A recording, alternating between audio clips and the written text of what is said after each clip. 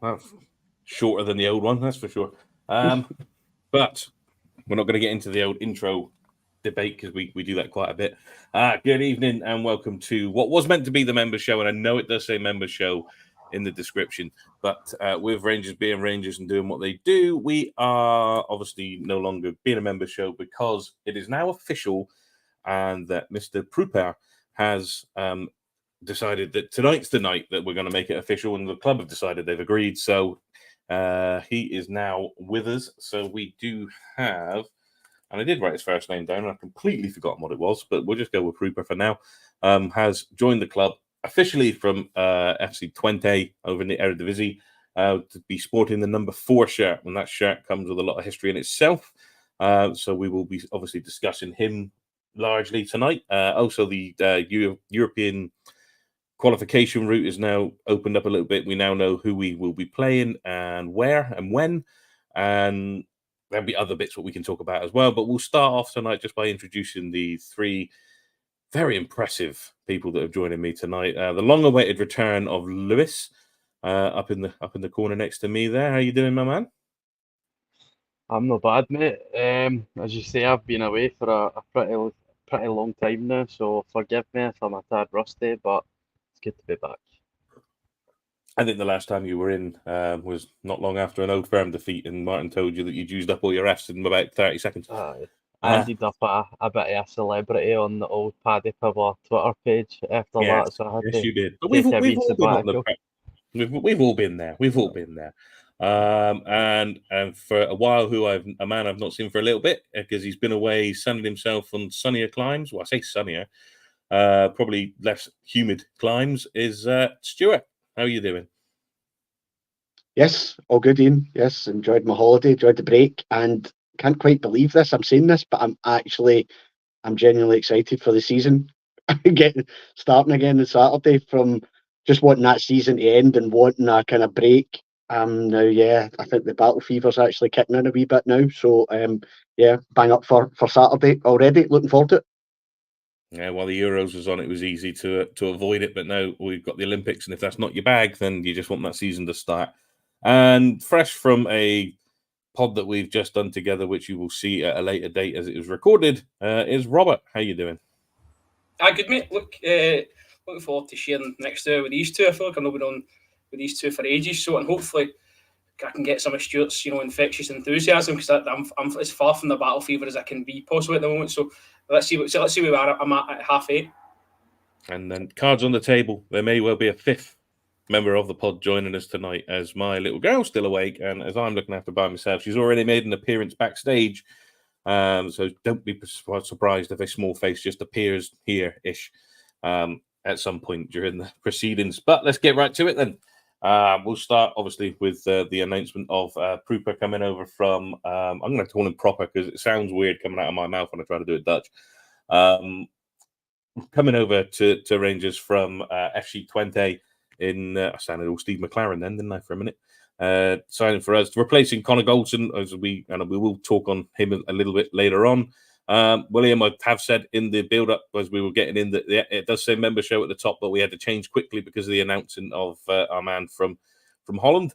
But Lewis, what do you know, if anything, of our man over from Holland? I have got some stuff written down, so which will shock Robert because I know Robert knows that I sometimes do this by the seat of my pants. But today I've gone for it and actually wrote some stuff. So if you got any info on our man at all, because I know you're the man with a little file of facts full of names. Well, unfortunately, given his age, he's not somebody that's in my ever famous spreadsheet. I've took in as much information as probably the rest of the Rangers fan base over the past few days since the rumour started. Obviously watched the with Martin, the Dutch football expert there, and it was a good insight. He's maybe a bit of a late bloomer, but he's obviously coming off the back of a really good season, and that's never a bad signing. Is picking up somebody who's coming off the back of possibly their best ever individual season. And just taking a quick look at the FC Twente's position in the Eredivisie, they finished third, but I think they were like the 5th or 6th highest goal scorers. It was their goals against that actually got them into that position, and to take their captain and their main centre back from that team in that season. It can't really be a bad thing, can it? No, I mean they have had a good season, and a couple of good seasons while he's been there, because I think he was there for 2 years. But just to give some background on him, then Stuart, he started. He's only had 3 clubs over in the Eredivisie, and the first one being the Graafschap, where he was there from 2012 to 2016, making a total of 132 appearances. Actually scored 9 goals as well, so which is not bad for a centre half. Moving on to now, this is where I get it all wrong with Dutch teams. Hercules. I'm not sure how you pronounce them. He was there from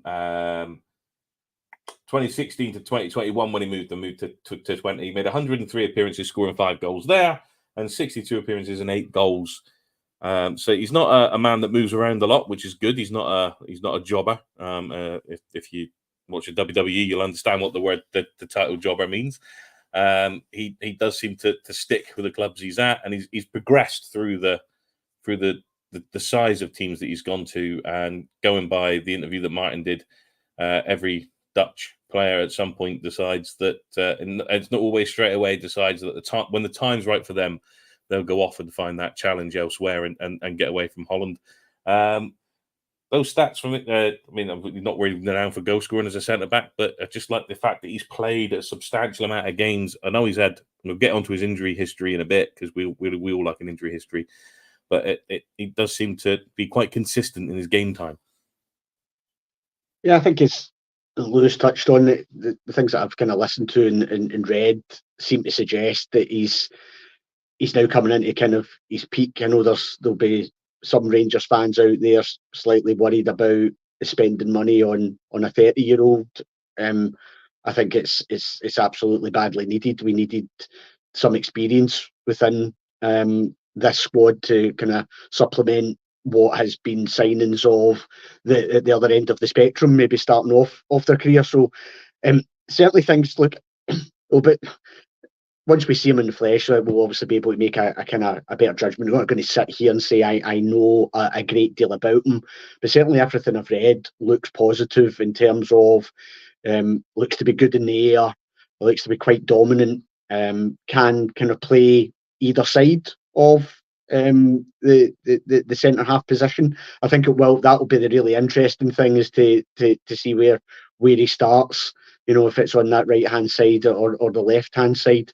And I think one of the things that's kind of, you know, you're taking somebody's captain there, so he's clearly got a kind of a leadership experience behind him, and something that we can bring in, because that leadership team that, you know, we've talked about so much on this pod, that has been kind of ripped apart, and rightly so. That's what we kind of wanted to happen.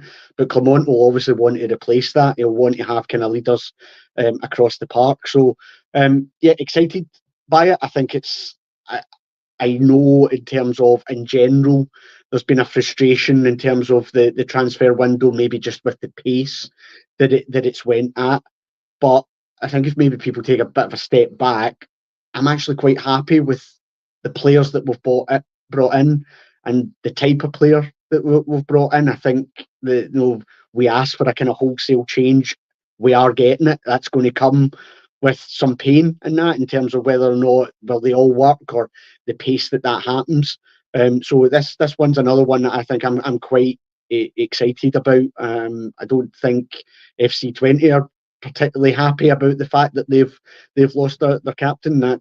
That'll tell you something. Like, say, that league position that they found themselves in last year, he played a big part of that. So like I say, we'll see when he obviously plays. Interesting. We'd maybe get the guy's opinions whether or not you'd pitch him straight in on Saturday, if that's possible, or if that's a bit too soon. But on paper, it looks a good sign, and I'm happy with it.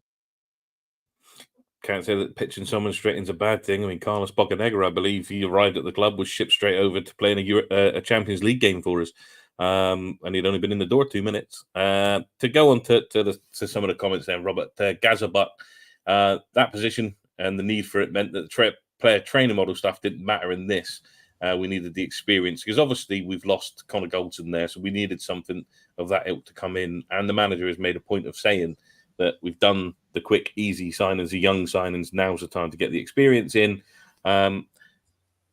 Were you expecting it to be as quick with Goldson out and Pröpper or however you want to say his name in? Is this the sort of signing you wanted us to make? Well, listen, it's obviously been bubbling away in the background because it's been tied up pretty quickly when you think about how quickly Goldson left and how quickly Robin Pröpper has been announced. So, what I like about him from what I've heard is he's no nonsense. I think that's what you want in your centre-half, especially in this league. It's just somebody to get a hold of it and do the right thing, the basics. He comes in as Clement's man. He's the centre-half that Clement's brought into the club, so I think he'll start games if he's fit enough. As Stuart touched on there, a leader, whether he's going to have the armband on or not, I dare say he's going to be shouting and barking and moving people around, which you want. I just hope he's one of them that kind of drags people around the pitch, when the chips are down, because as Stuart said, I do think, and I can foresee some pain, so you're going to need some guys with experience that can sort of drag these other guys through. So I don't know the last comment you brought up, but it was a position we've been crying out for, not just this pre-season, but last season as well. There's been problems there. Obviously, Balogun came in and didn't feature till that night up at Dens, and then we were just swapping and changing. Goldson sort of comes out the back end of the season, whether it was an injury or not, we'll probably never know. So, and I think we're in a similar position start of this year. No one really trusts Ben Davies. He splits majority. John Soot, I think, is of a similar ilk. He's not been played in his right position with here, and I think it's been going on for quite some time. This Nsiala, who I was at the Birmingham game, and there was some bits that I liked and some bits I didn't like. So I think you can trust the manager on that one when he tells you that he's not ready. So this guy comes in and says he's the manager's pick. I think that to answer Stuart's question, I think he will go into the game at the weekend if he's ready, because I just think it's been a problematic area for us. We saw how good we were offensively at the weekend in Germany, but we were our old selves at the back, absolutely honking. So it's needed some surgery. We've got somebody in. Yes, as Lewis says, he's 30-year-old, but we needed to balance that off. We've brought in too many young guys who are, quote unquote, not ready for the first team yet. So this guy comes in, ready-made. He'll have aspirations, I'm sure, to lift trophies. He's at that point of his career. He's done very well in Holland. Could have probably went to MLS or a place like that. He's chose to come to Rangers, and I just hope it's a really fruitful spell for him. Ian, can I just jump in? Yeah, of course. That last point was made, and I absolutely agree with it. But also, just to take that further, I think because what the chairman's statement and all that, he came out, and what we've heard about player trading model, I think what we need to get our heads around is not every signing that Rangers make from now on has to be seen as a player trading where we then move them on for some sort of profit. Doesn't have to be every single signing. There has to be signings within, and a number of them within the squad that you improve and then you move on. But there will be people that we buy for maybe a couple of £1 million, and actually, if we get 2 or 3 good years out of them, that's absolutely fine.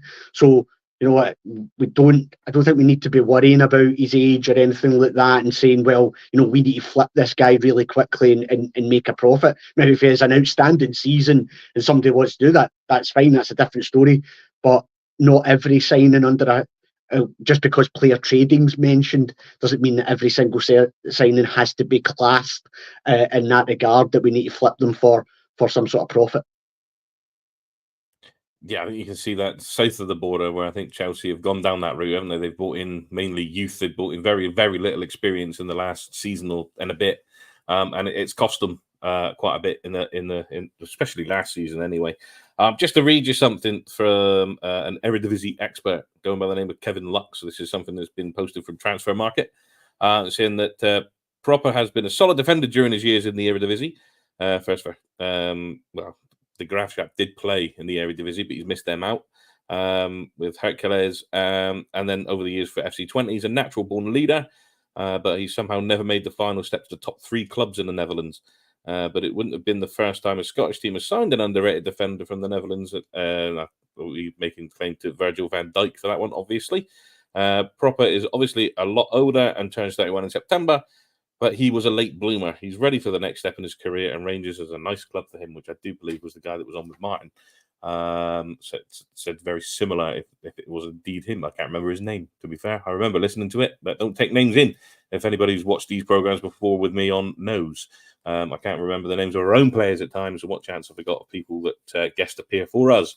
But I mean, for me, Lewis, that ticks a lot of decent boxes. The fact that he has, whether or not he's played for the top three clubs in the Eredivisie, his name seems to be quite well thought of in the Eredivisie. And he could potentially have gone there. From what I understand, they were looking at him.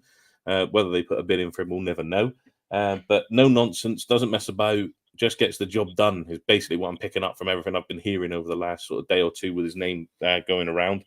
I think that's what we need. We know that we just want someone who goes out there, wins the ball first and worries about the other stuff first. We want a defender who can actually defend, a centre-half that's not worried about stepping out from the back, just someone who attacks the ball.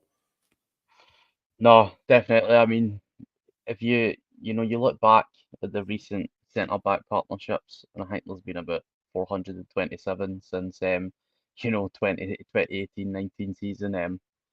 Connor Goldson, you can give him as much slate as you want, but the amount of partners he's had to assimilate towards playing with is absolutely crazy. And if you look at probably the two best spells was Connor Goldson alongside Philippe Hollander and Connor Goldson alongside Leon Balogun, and it's because they complemented each other very well. Hollander and Balogun are definitely more of a no-nonsense type of centre-back. Defensive capabilities come first in their mind. The tackle's more important than playing the ball, whereas Connor Goldson, Ben Davies, John Suter, they're definitely more ball-playing centre-backs, and I think a lot of why we struggled last season is because we had two centre-backs a lot of the time that were more concerned with playing the ball forward, and that's all well and good when you've got an elite forward fronting team in front of you, but we don't have that, and we won't have that for a long time. It's fine when you're Man City and you want to play with the ball, and everybody needs to be capable from the goalkeeper to the striker. But the way Rangers are right now, we really, really need to solidify that back line, and it looks like this is what's going to happen with Robin Pröpper coming in. He's statistically, he's more defensively minded. Doesn't mean he's not capable of scoring a goal, because he's got decent numbers in that sense as well for a centre back. And the age thing, I mean, ideally, you would rather he was 26, 27, possibly, but we're really not in any position right now to be worrying about that. I think, we've brought in Clinton Nasala as well, and I think age-wise, they two will complement each other as well, because it doesn't put too much pressure on Nasala to come in and start right away. And, I didn't actually get to see the game against Birmingham, so for what I heard, he's not ready. And for Saturday, I think Robin Pröpper needs to go in. I mean, he's probably had a full pre-season. I don't imagine he's missed out on anything, because the transfer happened within like a week's time, so he should be fit enough, and I would start him. And it's a good start. It's a really, really good start. I'm not as excited as my compatriot below me, but we'll see how it goes. I definitely need more, but this is a really, really good start. I mean, I think I'm just excited that the season started. The dread of what Rangers are going to do to it during the season is a completely different thing. But I mean, it makes a good point there, Stuart, to use the Goldson fee to get him in and get at least 20k of wages off the bill is a brilliant bit of business by the club, because we do need to cut it. We do have a bloated wage bill. We do have a bloated squad. I know this one is one in, one out, but that you credit where credit's due, because we do give the board a lot of stick, but credit where credit's due here. They've done a superb bit of business on this one. Yeah, and I actually think there's been some really good bits of business. I'm giving more maybe the manager and Coppin maybe more of the credit than the board. But yeah, look, our wage bill, to have the highest wage bill in Scotland, and the number of trophies we've won, a number of players that have been picking up exuberant amounts of money and not been able to play any games for us because they're in the stand injured, etc. That just could not continue. The wage bill had to go down, and as much as I've seen some people online with Goldson moving on, maybe saying, well, we could have got more money for him, etc. I think one of the real drivers of Goldson going was actually the wage bill. I think what we got in terms of a transfer fee was a bit of a bonus, in that regard. It was more about reducing that wage bill. And as Robert touched on previously, the manager is mentioned that there's already players out there who've agreed to join Rangers. What we need to do is move people out, reduce the wage bill, and then these things happen. So, and this is exactly what we've seen with that.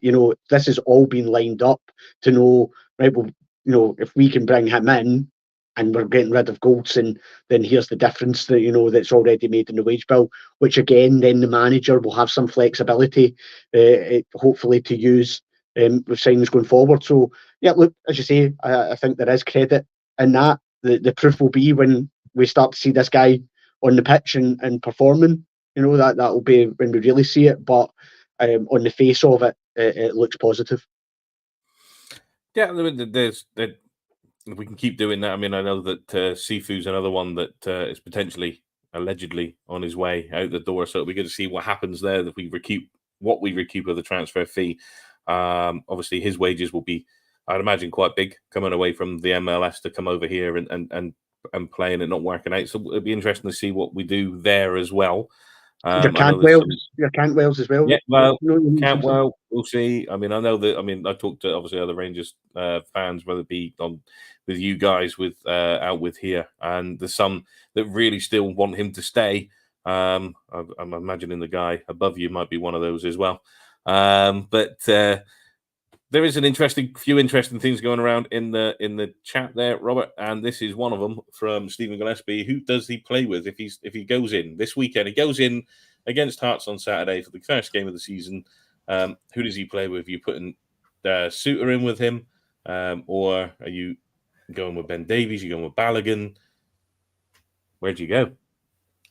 So you're asking me who's going to be Batman 2 or Robin? Is that what you're asking me?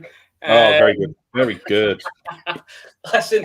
He's got his head in his hands there. He's hanging up. So I like Leon Balogun. I really do. But Lewis had me sold before saying maybe you want a ball player next to a no-nonsense defender. So I would go one further with goals. And I kind of felt like he kind of needed to talk through games at times. He needed some experience next to him. I think Balogun's certainly done that. But I think John Suter out the two, if it's going to be Suter or Davies, possibly Balogun, but that's if Robin is going to go straight into the mix. Just to come back on a point that was made earlier about player trading and this guy coming in and not having any resale value.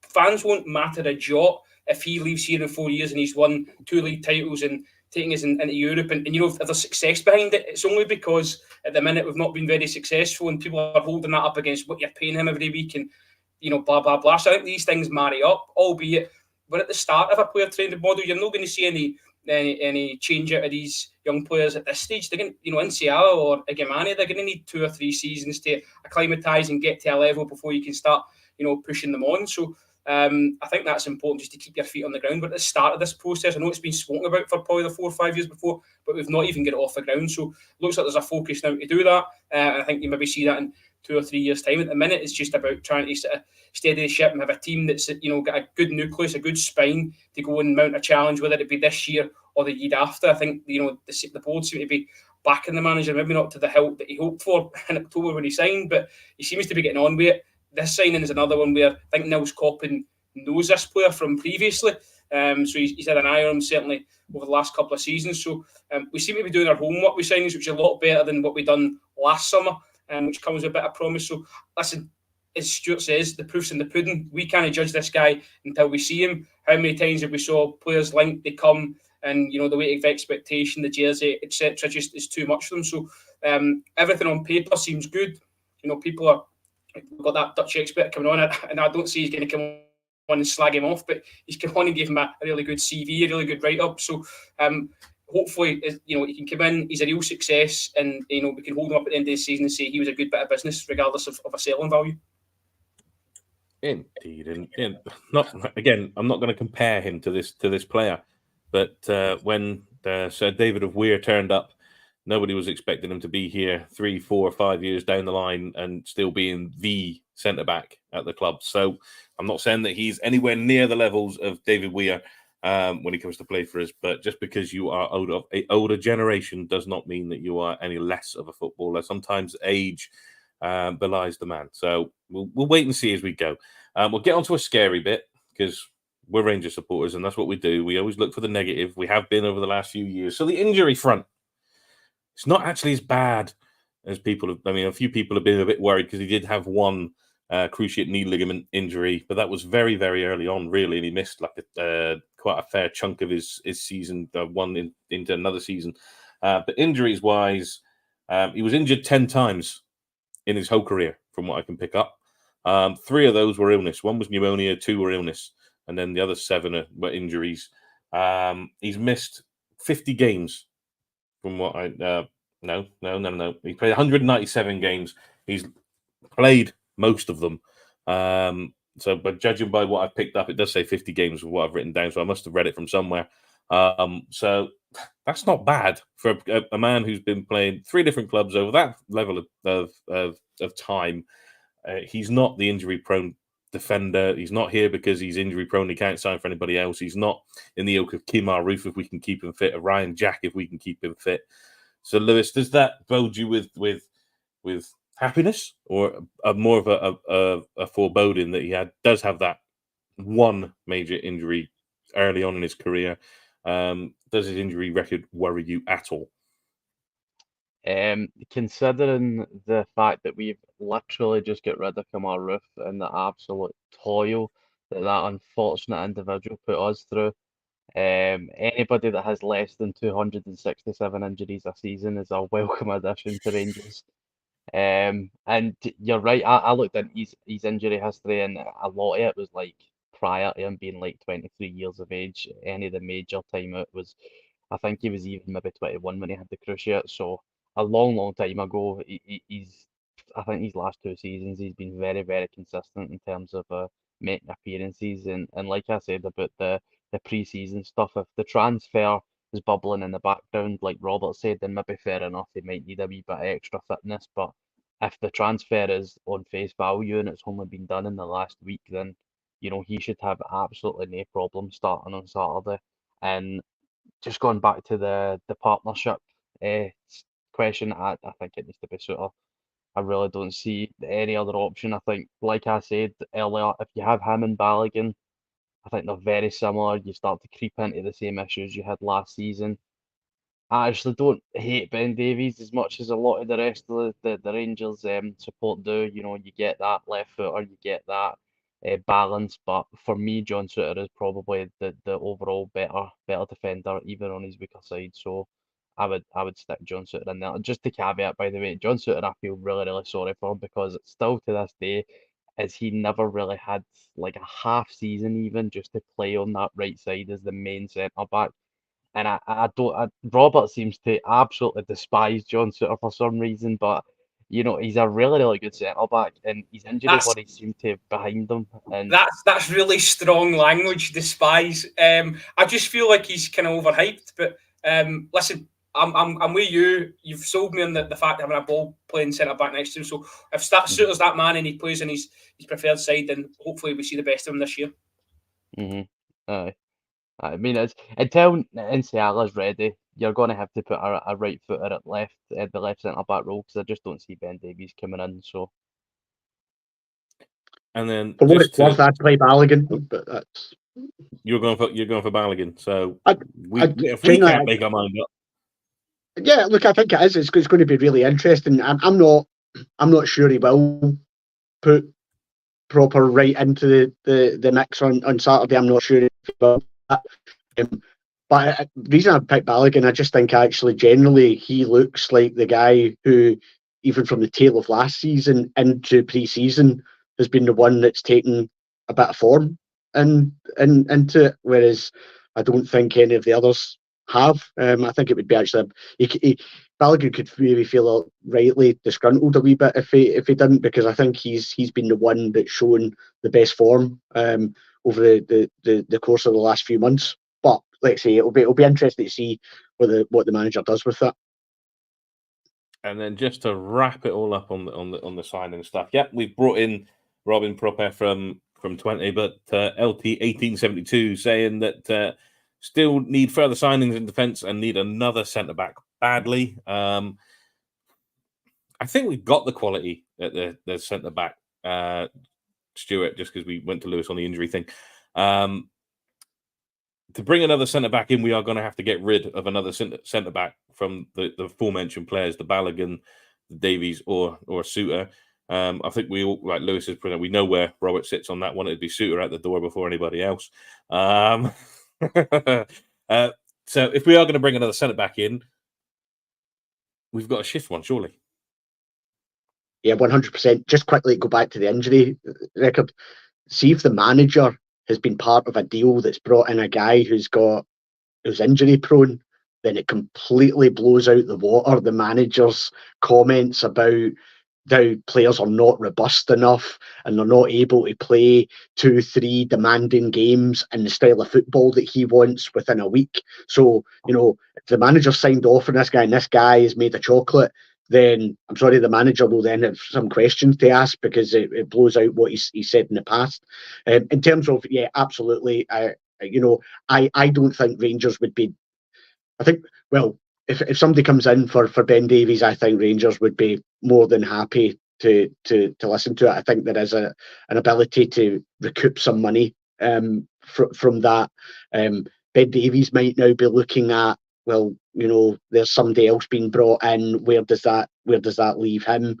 But if the manager wants another centre half, then I think somebody will need to move out, and I think it would be more likely to be Ben Davies that they would look at, because I think he's the one potentially that might attract some interest from down south. But again, I suppose it depends on what clubs come in and what they offer him, because I think he's another one who's on a very, very decent wage. And he's under no obligation to go. We've given him that contract. Nope, not at all. This is a nice little segue to move into the next part of the show, but I'm just hearing that St Mirren have gone 1-0 up in their European tie this evening, so well done to them. Hopefully they can get through and do the coefficient some good for the coming seasons. And with that, we will move on to our own European qualification route, because obviously the Champions League has started, and we talked about it recently on a show that we'd have Dynamo Kyiv or FK Partizan. And Dynamo Kyiv pretty much put Partizan to the sword with a 9-2 aggregate win over the last fortnight. So we will be playing them. But this is a weird Champions League tie because neither team is going to play their home tie at their home ground. We're going to be playing in Poland against Kyiv, which I have neglected to write down the date that we're playing that on, because I did this before that was announced. And then we'll be playing the second leg at Hampden. I do know that's a 7:45 kickoff. I think that early doors, someone had posted out it was a 5:45 kickoff, which got alarm bells going. So we know we're going to be playing that. It's not going to be an easy tie at all, Robert. I think Kyiv have just proved that they've got something about them in taking out their Partizan the way they have and completely destroying them. I thought it'd be a lot closer than that. What are we going to need to do to beat Kyiv? And obviously the obvious answer is score more goals than them, but we obviously need to do more than that. Yeah, well, listen, just going off the first leg, they scored 6 goals in one game, so clearly they're potent in attack. We're going to have to be a bit more robust in defence. It was interesting actually listening to the manager. I heard him saying the team that play on Saturday won't be the team that plays over there. There's going to have to be some changes because they're just not ready for that at this point. So that's interesting in itself. As Stuart probably said, their players aren't quite ready to be up to where he needs them to be, albeit they've had a bit of pre-season. So I think these games are massive, as they always are, but I just feel like this year it's even bigger. We get the Celtics at a financial shoved down our throat at every opportunity. They're straight into this new league format, more games, more revenue. I think even if we don't think we're ready to compete at that table, I think we still need to be in there to just take the riches and run with it, to try and put us on a more stable footing come next summer or even January if we need to bring bodies in. So, yeah, very, very tough tie. As you say, not playing the games at home or playing them at Hampden is going to bring its own disadvantages as well. So it's just about how the players handle that. And I think as well, to a degree, how the supporters handle that, because real onus on ourselves or the guys that are going to the games to try and recreate as much sort of magic from the stands as they can and make it as intimidating as we can, because these sort of I don't know if you can call Ukraine Eastern European, but these Eastern European sides are renowned for their own atmospheres. So we'll see how it pans out. But I think it is a very tough tie on paper, certainly.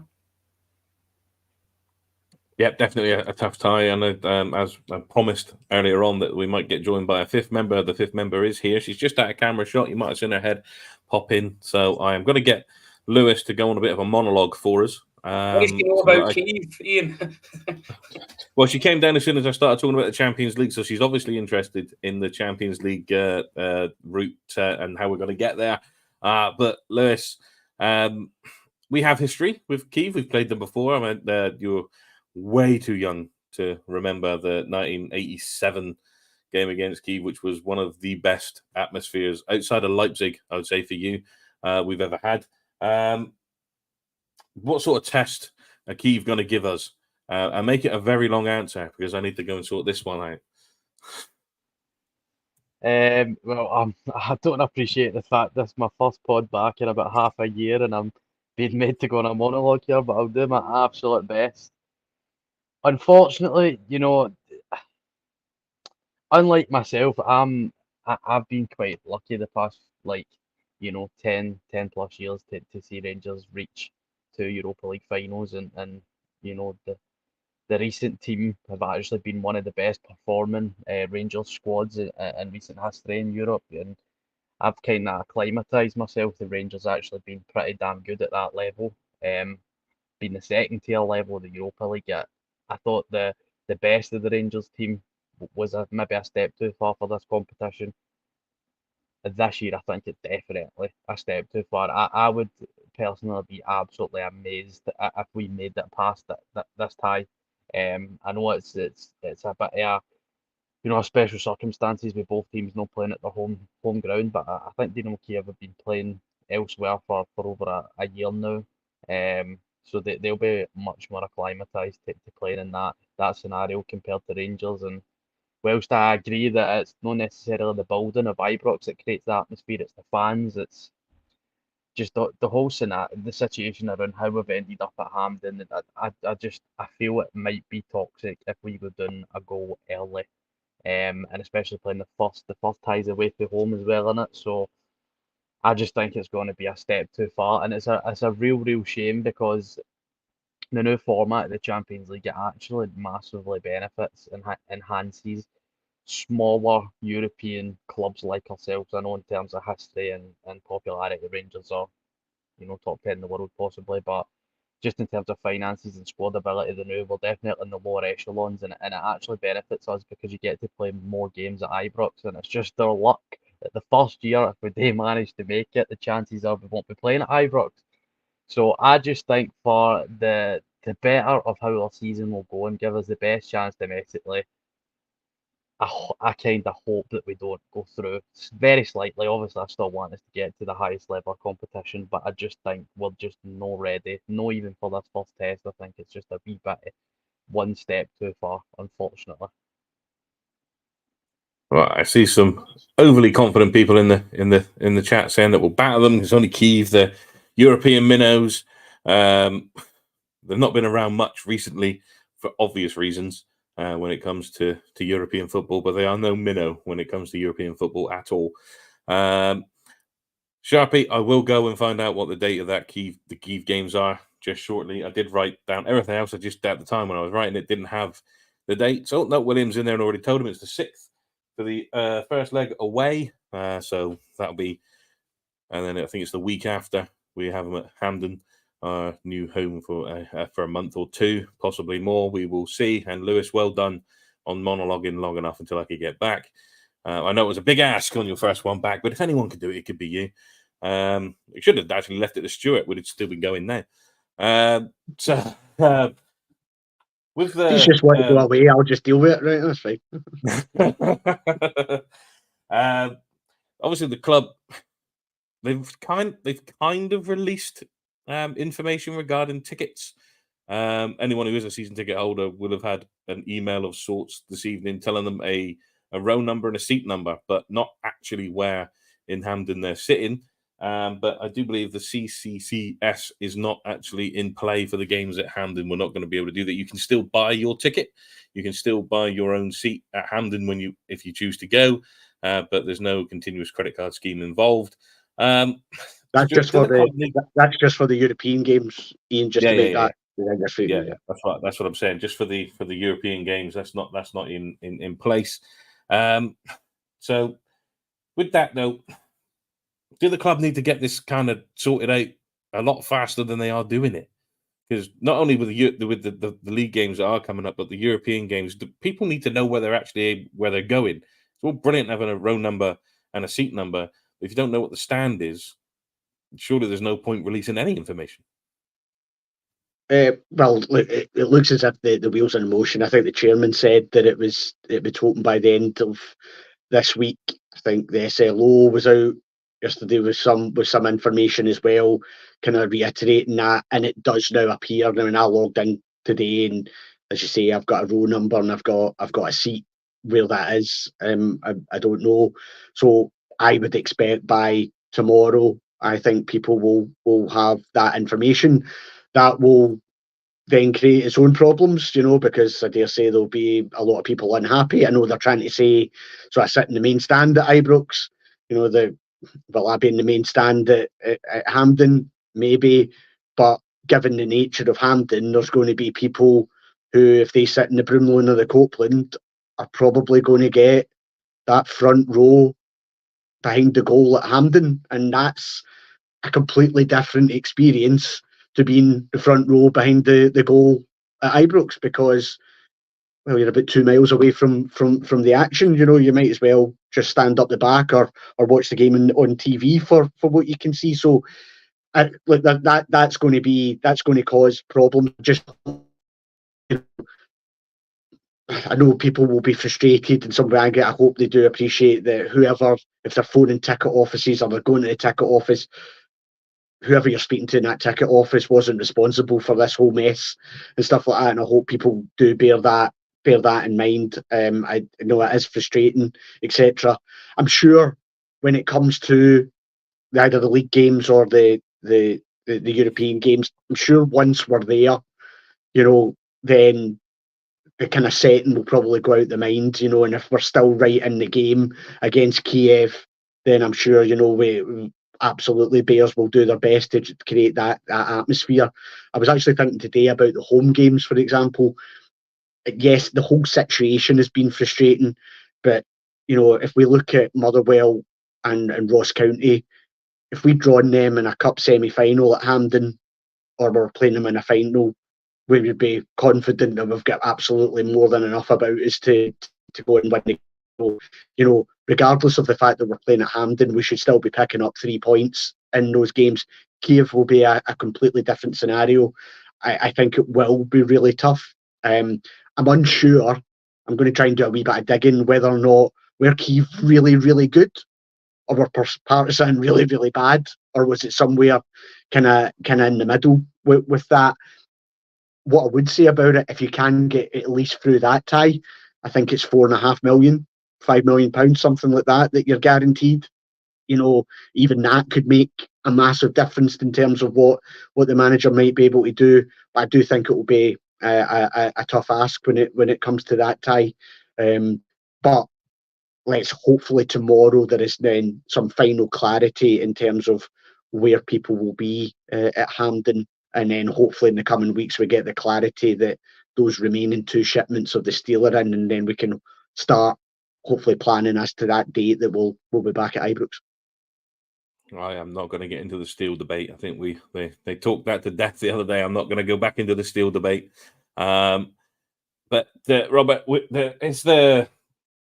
do we have time to make it? And I've seen some cheeky comments in there saying that Whittaker's going to be signing at 10 o'clock because that's when the main news comes on and that sort of stuff. But is there room to make any more signings today? Because the cut-off, I believe, for the squad to go in is 11 p.m. this evening. And we haven't put it in yet. So is that because we are hoping that someone else comes in the door? Or is it because he's just trying to now find people just to plug holes that will be in that Champions League squad? listen, we could hate if we get another signing before the end of tonight, but I don't think it'd be Whittaker. I think he's going to be priced at a move for him. They probably want 7, 8, 9 million quid for him, and we weren't going to pay that for Seamus. I don't see paying it for him.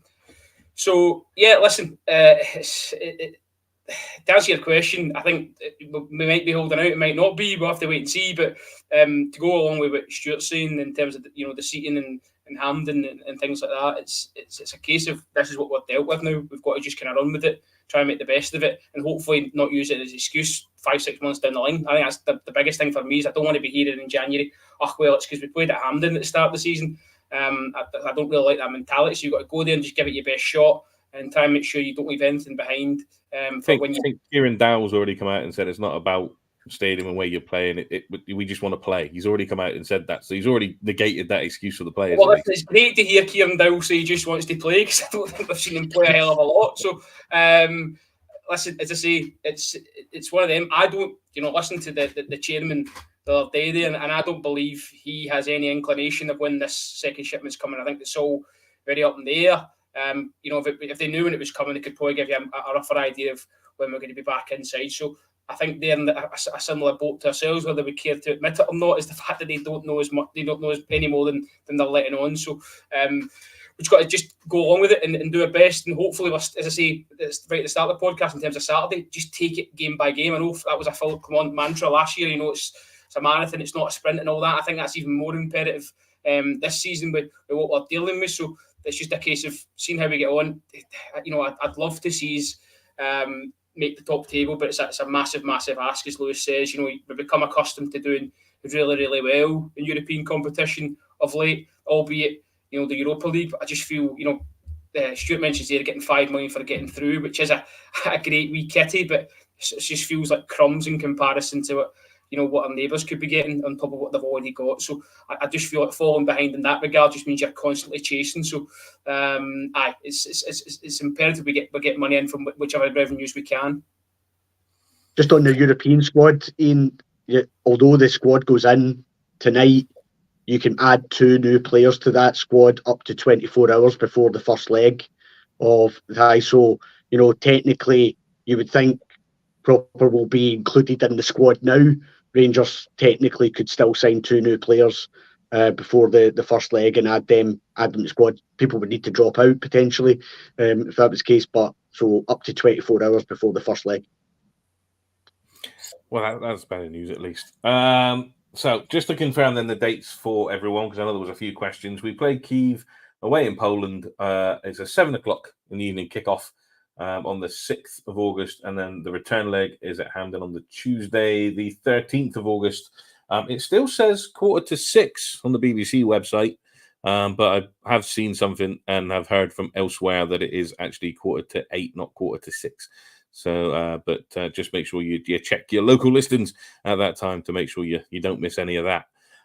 So we should talk about a departure, because he hasn't been able to leave in a way that he probably should have, having served the club for 6 years and going through some of our probably moments that we're going to remember forever. Both winning 55, getting to the Europa League final, and in 6 years in Connor Goldson, who has now departed the club to go to play for Aris Limassol in Crete. Lewis, I mean, I know. I think it was you. I know there were people in our chat saying that it's a shame that he's had to go this way, because he deserved to go out better, considering other people who down tools in their last season were given a send off at Ibrox and all the rest of it. But Connor Goldson, for all his faults, he was solid, particularly in that 55 season. He has been one of our, if not one of the best centre backs at the club.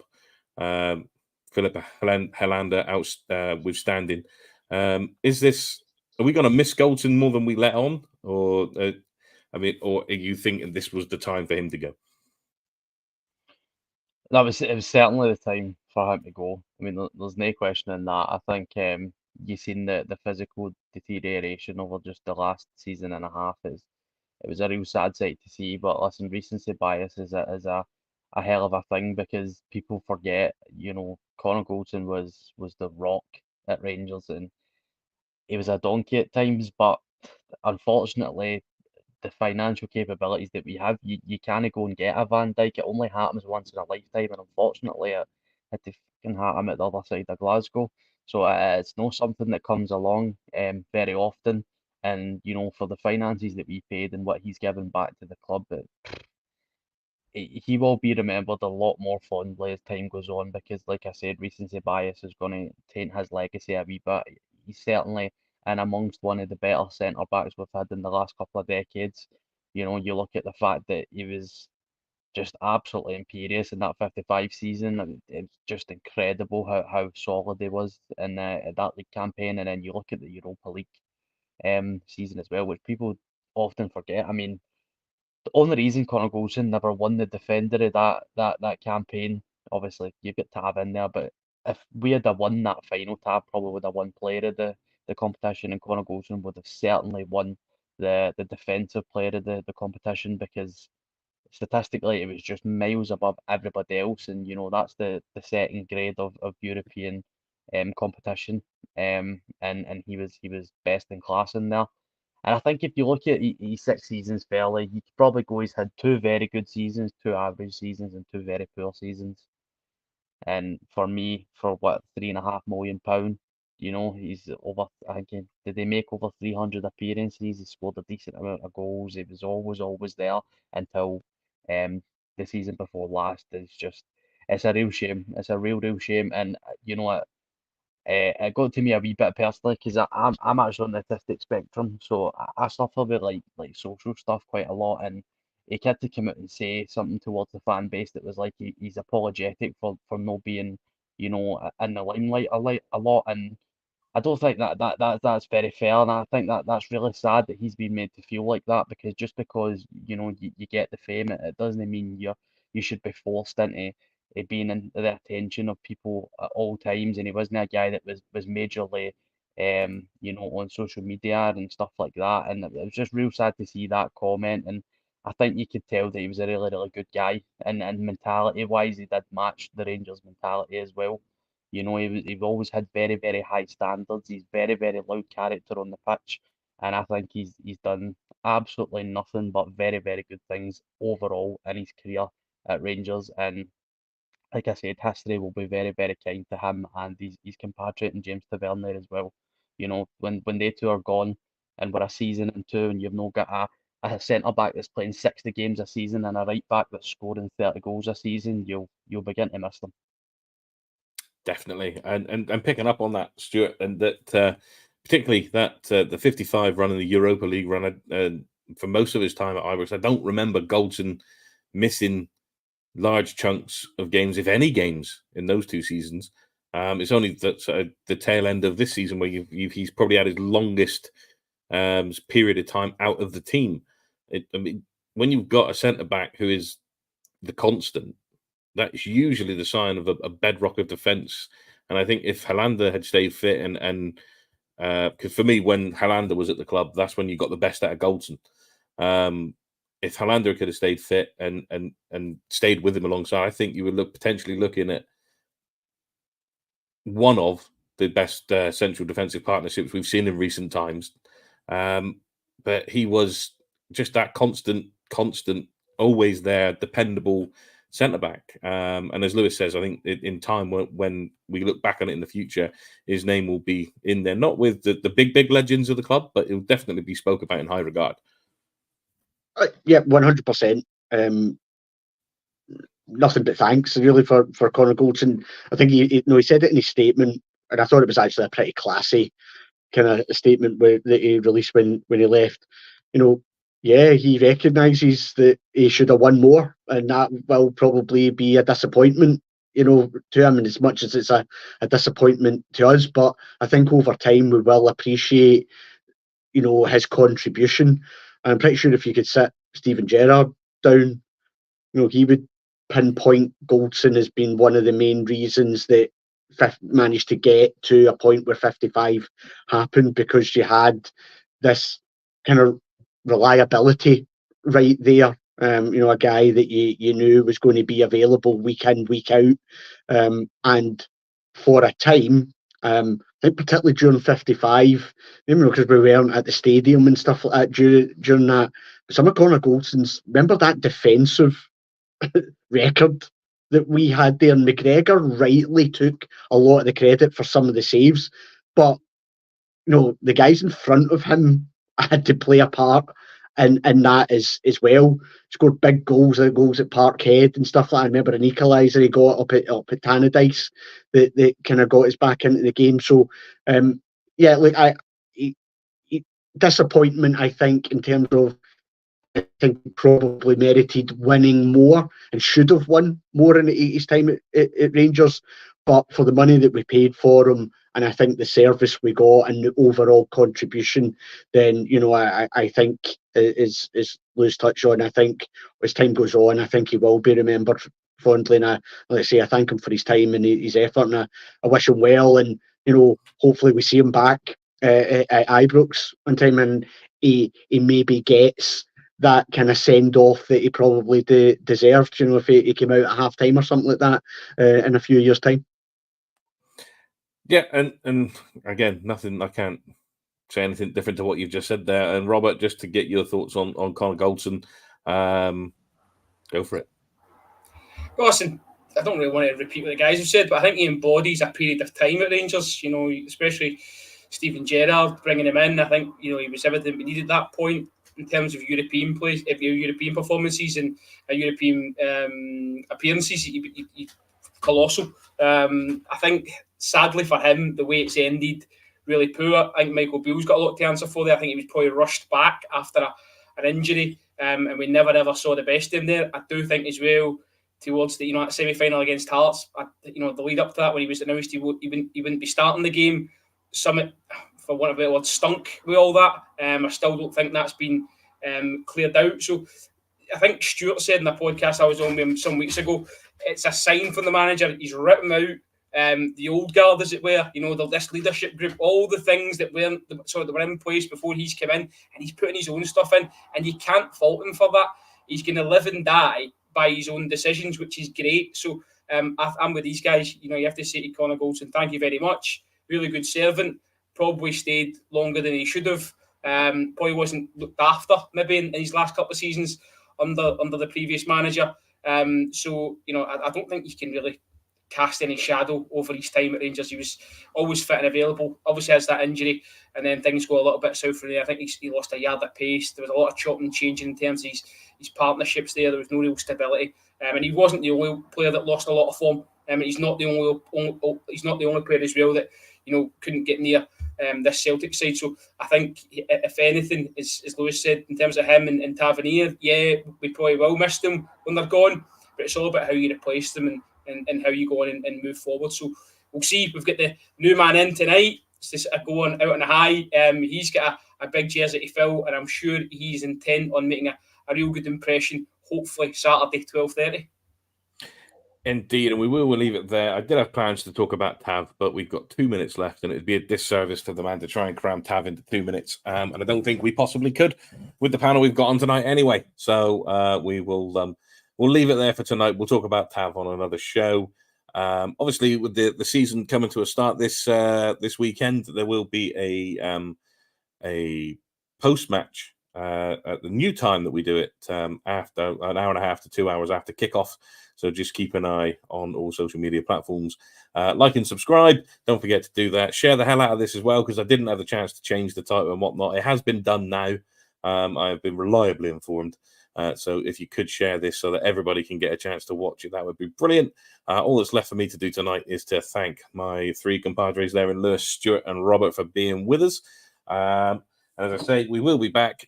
Just keep an eye on the listings to make sure that you don't miss anything from us. And bring on the new season, and hopefully we see a new centre-back pairing this weekend, if not the game coming up after that. But anyway, good evening and good night.